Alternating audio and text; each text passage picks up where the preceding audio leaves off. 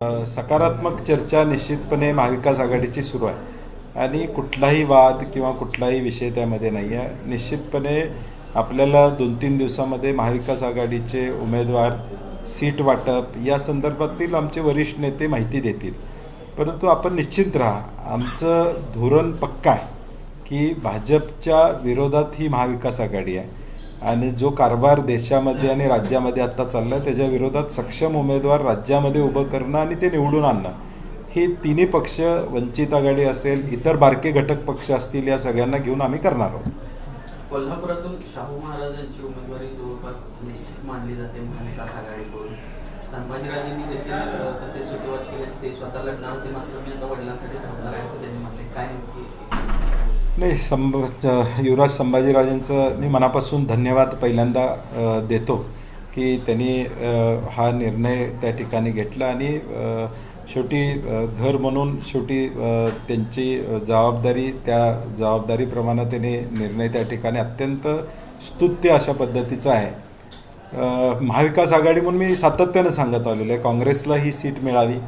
काँग्रेसला आल्यानंतर आम्ही आदरणीय शाहू महाराजांना, मी असेल, PN साहेब असतील, आम्ही जाऊन त्यांना विनंती करू की त्यांनी ही उमेदवारी त्या ठिकाणी स्वीकारा. आणि आमची तमाम कोल्हापूरकरांची इच्छा आहे, कोण का लढवावं, का लढू नये असं जरी कोण म्हणत असलं तरी शेवटी कोल्हापूरमधला पुरोगामी विचार हा दिल्लीत पाठवायचा असेल तर या पद्धतीची भूमिका येणाऱ्या भविष्यकाळात कोल्हापूरकर घेतील याची मला खात्री.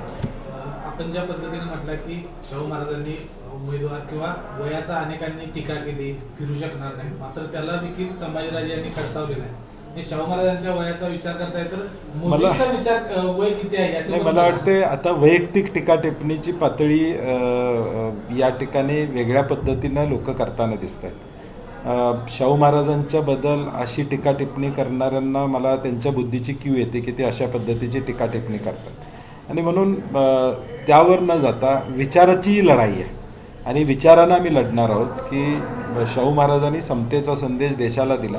आज शाहू महाराज त्याच विचारानं पुढे जात असतील तर मला वाटते अशा वैयक्तिक टीका टिप्पणी करणाऱ्यांना मतदार योग्य ते उत्तर देतील. महायुतीच्या नेत्यांकडून आव्हान केलं जाते शाहू महाराजांना की तुम्ही निवडणूक लढवू नका, आदर्शस्थानी आहात आणि तुम्ही निवडणूक लढवू नका, अशा पद्धतीचं आव्हान महायुतीच्या नेत्यांकडून. एक प्रकारे भीती निर्माण झाली. मला वाटते आदराचं स्थान असेल तर महायुतीनं बिनविरोध करून द्यावे. एका बाजूला आदराचं स्थान म्हणायचं आणि ते जर लोकशाहीमध्ये निवडणुकीला उभे राहत असतील तर मग त्यांनी उभं राहू नये असं म्हणण्याचं कारण काय? आणि म्हणून मला वाटते हा विषयांतराचा भाग आहे, त्याच्यात फार पडण्याची आवश्यकता असं मला वाटत नाही. शेवटी महाविकास आघाडी म्हणून आम्ही ताकदीनेही निवडणूक लढवणार आहोत. नाही, मी म्हटलं ना की महाविकास आघाडीची बैठक आता काल झाली, परवा झाली, आज सकाळी झाली. आदरणीय पवारसाहेब, उद्धवजी असतील, थोरात साहेब असतील, वंचितचे आंबेडकर साहेब, या सगळे बसून कुठं महायुतीचं तर कुठं झाले, म्हणजे आम्ही महाविकास आघाडीचं कधी होणार आपण विचारता, महायुतीचं तर कुठं झाले, म्हणजे अजून सीट किती मिळणार ह्याची चर्चा नाही. किमान आमच्या 4 पक्षात, घटक पक्षात निदान एकमत आहे की लढाई करायची आहे म्हणून. महायुतीचं पण किती गोंधळ चाललाय आपण बघतोय. महायुतीमध्ये भाजप जवळपास 36 जागांवर लढण्याच्या तयारीमध्ये असते. मित्र पक्षांना कमी जागा येतील असं एकूणच चित्र पाहायला मिळते. राष्ट्रवादी छगन भुजबळ यांनी देखील मागणी केली, जेवढ्या शिंदे गटाला जागा मिळतील तेवढ्याच आम्हाला मिळाल्या पाहिजेत, अशा पद्धतीचा देखील आग्रह त्यांनी केलेला आहे. कसं बघता एकूणच जे काही चाललंय? शेवटी भाजप हा पक्ष स्वतःचं अस्तित्व सगळ्या लोकसभा मतदारसंघामध्ये ठेवण्याचा प्रयत्न करणार आणि म्हणून मी अगदी महिना-दीड महिन्यापूर्वी सांगितलं होतं की 5-5चा प्रस्ताव कदाचित या दोन्ही पक्षांना मिळेल. आता काय होते आपण बघूया. अंतिम शेवटी निर्णय महायुतीचा झाल्यावर कळेल की नेमकं दोन्ही पक्षाला आहे त्या जागा राखता आल्या का, किती जास्त मिळालं, हे 1-2-4 दिवसात स्पष्ट होईल मला वाटतं. 2019च्या निवडणुकीत आमचं ठरले या नावाखाली लोकसभा विजय झाली. तशी काल संजय मंडलिक बोलताना असं म्हणाले की या आमच्या ठरलेमध्ये भाजप आणि शिवसेनाही सोबत होती, आता राष्ट्रवादीही आमच्या सोबत आले. आता इतिहासामध्ये न जाता भविष्याचा वेध मी घेणार आहे. भविष्य 2024चं काय आहे ते जनता ठरवेल. मी पहिल्यांदाच सांगितलं, ही निवडणूक जनता विरुद्ध महायुती आघाडी अशी असणार आहे. कोल्हापूरच्या जनतेची लढाई असणार आहे. राज्यामध्ये सुद्धा ही निवडणूक जनता विरुद्ध महायुती आघाडी असणार आहे. पुढच्या बाजूला उमेदवार जनता असणार आहे. महायुतीचे जे 48 उमेदवार या राज्यामध्ये उभे राहतील त्यांच्या विरुद्ध जनता ही निवडणूक स्वतः हातात घेणार आहे, कारण की लोक कंटाळलेले आहेत. ही लोकांची निवडणूक आहे आणि म्हणून लोक तो योग्य तो निर्णय घेतील आणि लोकांनी काय ठरवायचं ते निश्चितपणे ठरवलेलं आहे, ते आपल्याला दिसून येईल. गेल्या काळात आमचं काय ठरलंय हे होतं, आता काय असणार? ते होईल, हळूहळू होईल ना. अजून रणांगण सुरू व्हायचं आहे. रणांगण झाल्याशिवाय नेरेटिव्ह सेट होत नाही. अजून उमेदवारी या सगळ्या गोष्टी एकदा झाल्या की मग बाकीच्या गोष्टी आपल्याला बघायला मिळतील. साहेब, संजय राऊत एका ठिकाणी म्हणतात की सांगलीतल्या काँग्रेसची जी जागा आहे तर त्या जागेवर सुद्धा काँग्रेसचे उमेदवार पडत आहेत. कोल्हापूरची जागा ही शिवसेनेची आहे.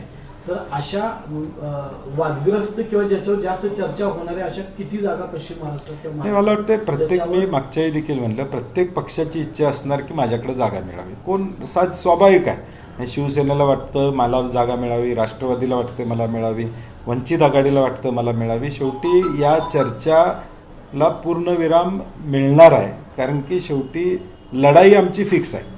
आमची लढाई भाजपबरोबर आहे. त्यामुळं हे जरी आज आमच्या काँग्रेसलाही वाटते की आमकी एवढ्या जागा लढवायत, शेवटी ज्यावेळी एकत्र बसतील, निर्णय होईल, त्यावेळी तो निर्णय व्यवस्थित होईल आणि महाविकास आघाडी एकसंघपणे आपल्याला या लढाईमध्ये उतरलेली दिसेल.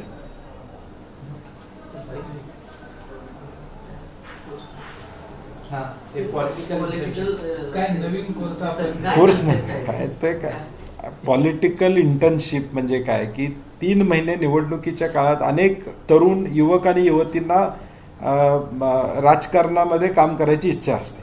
फुल टाईम ते काम करू शकत नाहीत. त्यांचं कॉलेज असतं, नोकरी असते, परंतु मला इच्छा आहे, मी या विचारानं काम करणार आहे.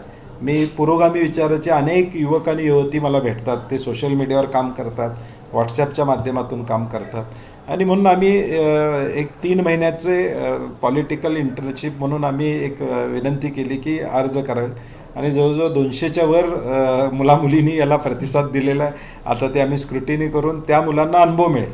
शेवटी इंटर्नशिप काय आहे की पॉलिटिक्समध्ये ज्यांना आवड आहे त्यांना याचा अनुभव मिळेल की या प्रक्रिया कशा होतात, मतदार यादी कशा पद्धतीनं बघितली जाते, मतदार यादीचं सॉर्टिंग कशा पद्धतीनं होतं, निवडणुकीमध्ये व्यूहरचना कशा केल्या जातात, निवडणुकीचा एजेंडा काय असला पाहिजे, अशा अनेक 100 विषय निवडणुकामध्ये असतात आणि म्हणून या युवक आणि युवतींना या इंटर्नशिपच्या माध्यमातून हे एक ज्ञान या निवडणुकीचं त्या ठिकाणी मिळायला मदत होणार.